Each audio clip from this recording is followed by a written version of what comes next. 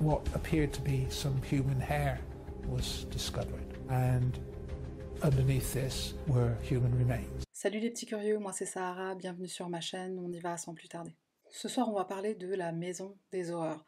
C'est une affaire qui s'est passée en Angleterre, principalement dans les années 70, et elle commence avec Rosemary West. Rosemary West est née Rosemary Pauline Letts le 29 novembre 1953 dans cette ville d'Angleterre. Quand sa mère était enceinte d'elle, elle suivait une thérapie appelée ECT. À l'époque, on utilisait cette méthode pour les patients souffrant de graves dépressions ou de bipolarité, quand les traitements classiques par médicaments n'étaient pas efficaces. Donc ça, on pense que ça a pu affecter Rosemary et que c'est ce qui explique qu'elle soit née avec des déficiences mentales légères. Certains des voisins de la famille Letts disent que Rosemary et ses frères et sœurs sont élevés à la dure. Ils sont souvent battus, ils n'ont surtout pas intérêt à salir leurs vêtements quand ils sortent. D'ailleurs, ils ne sortent jamais à l'extérieur, uniquement dans leur jardin. Et même là, ils ne jouent pas vraiment, ils se baladent de façon assez tendue, tellement ils ont peur de se salir. Un des frères de Rosemary se souvient que si leur père estimait qu'ils se mettaient au lit trop tard, il leur renversait un seau d'eau glacée sur la tête. À son adolescence, les parents de Rosemary divorcent.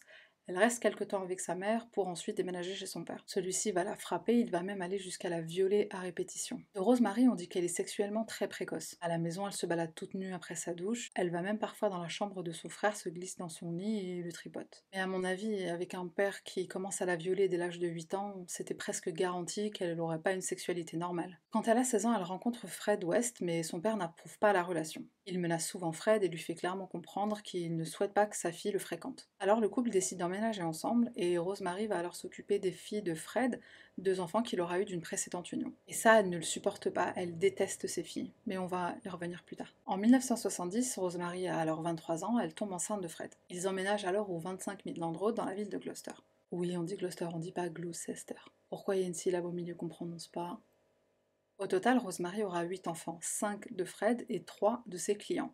Parce qu'il faut savoir que Rosemary va commencer à se prostituer, suite à la brillante idée de son mari. D'ailleurs, il publie même des photos d'elle presque nue dans les petites annonces pour l'aider à trouver des clients. Et quand elle est en train de travailler, elle regarde même ses ébats. Enfin, il soutient sa femme dans son boulot, quoi. Il va même jusqu'à aménager une des chambres de la maison spécialement pour ses activités professionnelles. Sur certains murs, il a fait des trous pour pouvoir regardez ce qui se passe. Il installe même une lumière rouge à l'extérieur de la chambre, sur la porte, pour signaler aux enfants de ne pas entrer si elle est allumée. Il a pensé à tout. Mari dévoué, présent pour sa femme. Ça te rappelle pas quelque chose? Bon, si tu sais pas de quoi je parle, regarde cette vidéo. Malheureusement, ou heureusement, peut-être que ça l'arrangeait, je sais pas, le client le plus fidèle de Rosemary, c'est son propre père, avec autorisation de Monsieur Fred.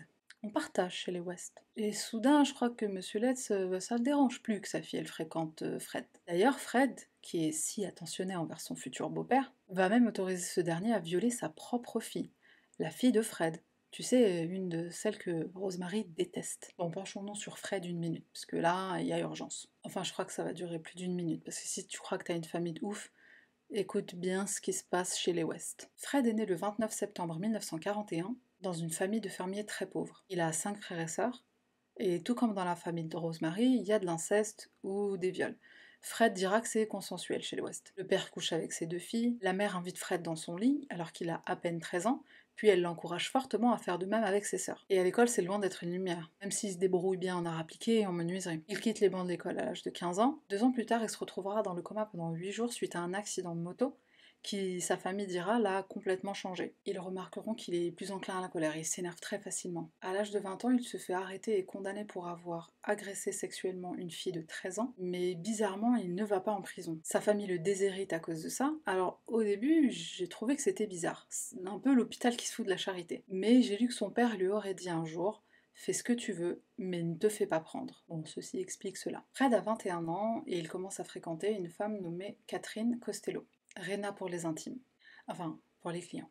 Elle aussi était prostituée. Ils sont en couple depuis 2 ans quand elle tombe enceinte, mais pas de Fred, d'un de ses clients. Ils se marient alors et peu de temps après, elle donne naissance à Charmaine. Mais Rena comme Fred nieront que Charmaine est la fille biologique de Rena, ils diront qu'ils l'ont adoptée au Pakistan. 1 an plus tard, Rena donne naissance à nouveau, cette fois c'est la fille de Fred, ils vont l'appeler Anne-Marie. À cette période, Fred travaille comme conducteur de camion à glace. Pendant une de ses tournées, il renverse un petit garçon de 4 ans et il le tue. Pris de panique, il décide de faire ses valises, de quitter la ville, et avec sa petite famille, il s'installe dans la ville de Bishopscliff. 2 amis vont les suivre, Isa qui est une amie du couple et qui parfois garde les enfants, et Anne qui est une amie de longue date de Rena. Mais Rena commence à en avoir marre des dérives sexuelles de son mari. Elle décide d'aller vivre en Écosse avec son amie Isa. Anne, quant à elle, restera avec Fred et les filles, puisqu'en effet elle est tombée folle amoureuse de lui.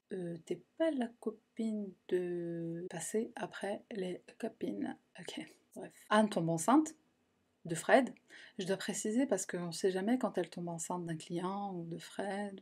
On est un peu perdu des fois. Donc je disais, enceinte, 8 mois, on est en 1967 et là, Anne disparaît. Personne ne va le déclarer à la police. Un an plus tard, c'est là que Fred rencontrera Rosemary. Il a 29 ans, elle en a 15. D'ailleurs, ils se sont rencontrés grâce au caractère très aguicheur de mademoiselle. Elle a la réputation de draguer à tout va des hommes bien plus âgés qu'elle dans le village où elle habite. Ils emménagent au 25 Midland Road, dans la ville de Gloucester. Et là, Fred va aller de délit mineur en délit mineur, jusqu'au jour où il finit par aller en prison pour vol en 1971. Alors vol, prison, viol, avertissement, bref. En 1972, Fred et Rosemary se marient et ils auront 2 filles, Heather et May. Après la naissance de May, c'est là que Fred va encourager sa femme à se prostituer, au même moment où ils emménagent au 25 de la rue Cromwell, toujours à Gloucester.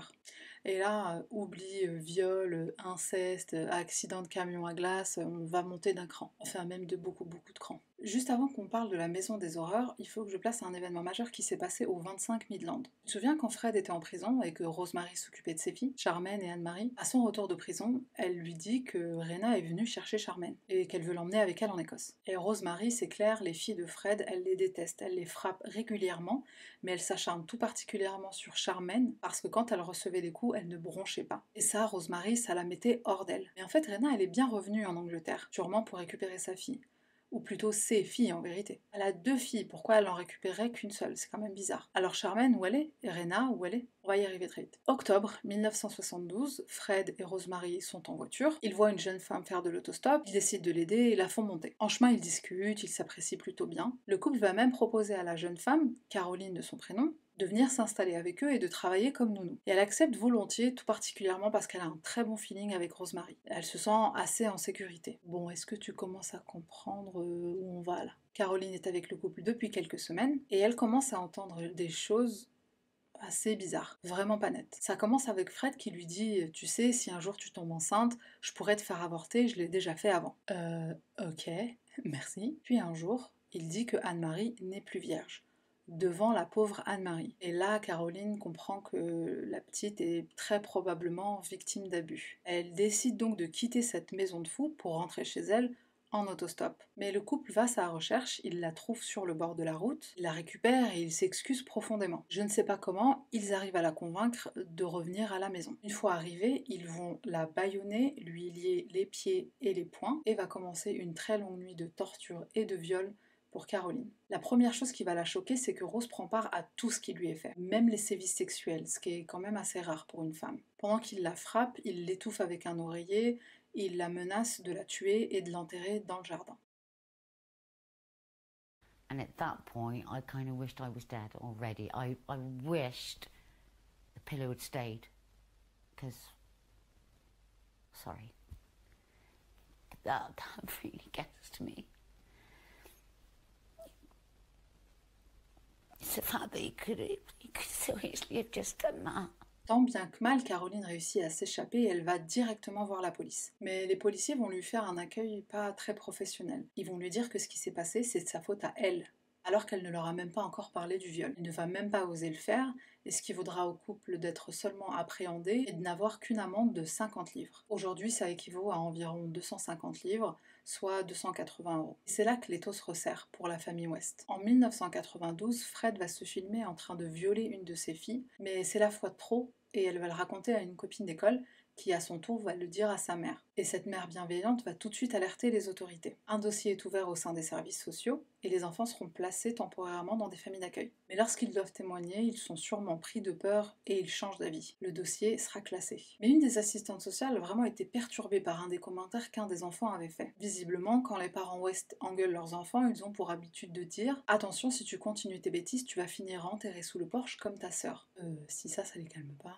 Du coup, la police se pose quand même la question « Où est Heather ?» La famille répondra qu'elle s'est installée dans une autre ville pour du boulot. Mais la police ne lâche rien, ils veulent savoir où elle est. Alors ils vérifient son dossier aux impôts, mais elle ne travaille pas et ce depuis longtemps. Ils remarquent aussi qu'elle n'a consulté aucun médecin depuis plusieurs années. Ça suffira à la police pour obtenir un mandat de perquisition. Ils vont donc au 25 Cromwell et pendant que les équipes commencent les fouilles, un des journalistes présents sur place demandera à Fred: où est votre fille? Il répondra: je n'ai pas tué ma fille. C'est pas ce qu'il t'a demandé en fait. Le corps d'une femme est retrouvé, ainsi qu'une troisième jambe. Ah, alors soit elle avait 3 jambes, soit cette jambe elle appartient à un autre corps. Fred est interrogé bien sûr, et il admettra avoir tué 4 femmes. Rena et sa fille Charmaine, une certaine Allison et une certaine Shirley, enceinte de 8 mois. Un peu comme Caroline la nounou traumatisée, Shirley avait emménagé avec le couple, sauf qu'elle avait eu une aventure avec Fred, et son gros ventre en était le fruit. On pense qu'il l'a tuée à cause de ça d'ailleurs, parce qu'elle est tombée enceinte. Pendant sa garde à vue, Fred va avouer, il va revenir sur ses propos, il va avouer de nouveau, et il va se contredire dans des éléments importants. Enfin, il fait vraiment tourner la police en bourrique, surtout au sujet de sa fille. Alors un jour il l'a tuée, un jour il l'a pas tuée, un jour il l'a étranglée, un jour elle est en bonne santé, elle travaille quelque part en Angleterre, on ne sait pas où. Ah mais oui, je me rappelle, je lui ai coupé la tête, ça a fait un bruit horrible, un genre de broiement. Bon, en vrai, je l'ai étouffée, mais c'était un accident. Comme j'étais pas sûre qu'elle était morte, avant de la démembrer, alors je me suis assurée qu'elle était bien morte, en l'étranglant. Bah, si une personne vous regarde droit dans les yeux, vous n'allez pas commencer à la couper. Faut être sûr qu'elle soit bien morte. Les propos de Fred. Bah oui, Fred, ça tombe sous le sens. Au 25 Cromwell, la police continue les fouilles et ils vont trouver corps après corps après corps, dans le jardin, dans la salle de bain et même dans le cellier. Un mini cimetière. Certains des corps sont nus, démembrés, les pieds et les poings liés, et la plupart sont décapités. Un des corps avait même un sac plastique sur la tête avec 2 trous au niveau des narines et 2 tuyaux en plastique qui en ressortaient pour probablement laisser la personne respirer. On trouvera aussi des petits ossements ici et là, des orteils, des doigts, des genoux. Clairement, toutes ces victimes avaient été torturées avant qu'on mette fin à leur vie et ça, l'autopsie va le confirmer. Le corps de Charmaine sera retrouvé à l'ancien domicile des West, au 25 Midland. Fred avait avoué l'avoir tué, c'est lui qui a indiqué à la police où se trouvait le corps, mais il soupçonne que la date de sa mort correspond au moment où il était incarcéré en 1971. Et ce sera en effet confirmé par l'autopsie. La police conclut que c'est donc Rosemary qui a tué Charmaine. Vu à quel point elle la détestait, c'était pas aller chercher très loin cette théorie. Mais il pense qu'avec Fred, ils ont conclu une sorte de pacte. Elle lui aurait dit tout de suite dès qu'il est sorti de prison, et il l'a aidé à se débarrasser du corps. D'ailleurs, c'est lui qui a l'idée de faire venir sa mère, sous prétexte de venir rendre visite à sa fille, pour se débarrasser de la seule personne qui chercherait après elle. Fred donnera différentes versions à la police, notamment quant au nombre de meurtres dont il est l'auteur. Il révélera où est enterré le corps de Rena. Il se trouve en effet dans un champ qu'il leur a indiqué pas très loin de Gloucester. Ils trouveront également le corps d'une autre femme enceinte de 6 mois. Et Fred va nier qu'il est responsable de ce meurtre-là. Une femme morte, enceinte, au même endroit que quelqu'un qu'il connaît et qu'il avoue avoir tué, c'est le mec le plus malchanceux du monde, je crois. Par contre, cette autre femme, il s'avère qu'il la connaît.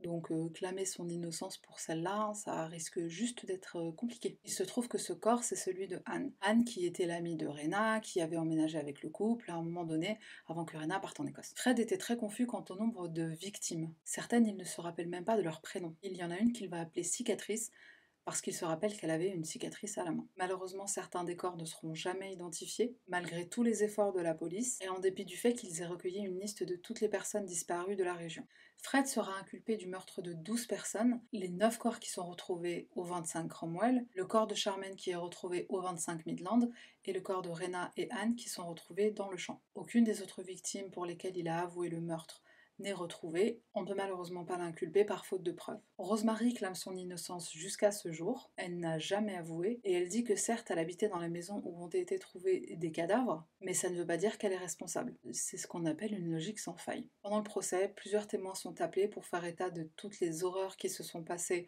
au 25 Cromwell pendant des années. Anne-Marie, la fille de Rena et Fred, accusera même son père ouvertement d'abus sexuels sur elle ainsi que sur ses frères et sœurs. Elle dira même qu'elle est tombée enceinte de son propre père et qu'elle a fait une fausse couche. Elle révélera aussi que la raison pour laquelle sa sœur est morte, c'est parce qu'elle ne se laissait pas faire quand son père la violait et la battait. Le témoignage de Caroline, la nounou, va lui aussi être essentiel à l'affaire. D'abord, elle divulguera pour la première fois que Fred l'avait bien violée en 1972. Mais surtout, elle confirme la théorie de la police quant à la manière de procéder du couple pour trouver de nouvelles victimes. Ils sont en voiture, ils proposent à des autostoppeuses de les aider, puis il les ramène chez eux. Autre fait important que la police va comprendre de ce témoignage, c'est que lorsque Caroline s'est enfuie, elle a prévenu la police. Le couple West s'est fait arrêter et ils n'ont pris qu'une amende. Mais ça aurait pu être pire si elle avait parlé du viol. Et pour ne pas que ça se reproduise, la police est persuadée que c'est le moment fatidique où ils vont décider qu'à partir de maintenant, ils ne laisseront plus s'échapper leur proie. D'autres femmes confirment les penchants sadiques de Rosemary et sa participation active au viol et à la torture, et donc très probablement aussi au meurtre. Elle essaiera de jouer la victime, prétextant qu'elle était sous le joug de son mari, mais ça ne marche pas du tout, le jury n'y croit pas une seconde. All I had in my mind was, I'm going to face her this time, because I felt so guilty about not getting them a prison sentence the first time round. If I'd got them a prison sentence, probably none of these girls would have died. Quand elle est appelée à la barre, les avocats vont réussir à faire ressortir son côté colérique. Ils vont lui poser des questions qui vont vraiment l'énerver. Et ça confirme les soupçons que le jury a déjà. Si elle s'énerve à ce point sur de simples questions, alors il est très facile d'imaginer à quel point elle peut s'emporter sur ses enfants et sur ses victimes dans le confort de sa maison. Elle est même perçue comme celle qui est le partenaire dominant dans son couple, celle qui prend toutes les décisions. Malheureusement, Fred échappera à la justice. Il va se pendre dans sa cellule alors qu'il est en attente de l'instruction. On peut échapper à la justice des hommes, mais on n'échappe pas à la justice divine. Often I read, or it's been said, that he hanged himself. He didn't hang himself at all. He asphyxiated himself, having over a period of time made a rope out of a blanket. Et malgré le fait que la cour n'a pas de preuves tangibles, ils arrivent quand même à inculper Rosemary pour 10 des 12 meurtres. Rosemary est déclarée coupable de 10 meurtres et elle est condamnée à la prison à perpétuité.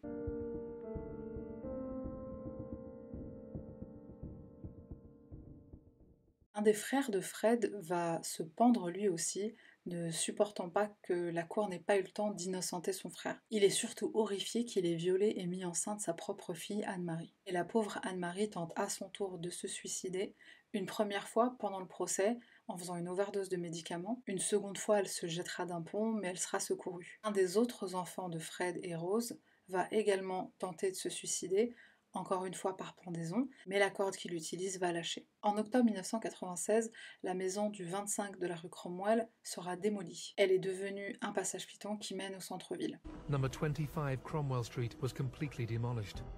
In its place, a simple walkway with no memorial or marker to remind people of the awful crimes that happened there. Ainsi prend fin la sordide histoire de la maison des horreurs. Avant de se quitter, juste quelques petites secondes pour le Random Item Review. Boule à neige. C'est une boule à paillettes en vrai. Alors j'ai pas retrouvé exactement cet article-là, je l'ai acheté il y a très longtemps chez Emma, mais je mettrai un lien dans la barre de description avec des articles similaires. C'est tout pour moi, merci d'avoir regardé jusqu'à la fin. Alors comme d'habitude, n'oublie pas, abonne-toi, laisse un commentaire, mets un petit pouce bleu sur la vidéo si elle t'a plu, et on se retrouve très bientôt. Bye.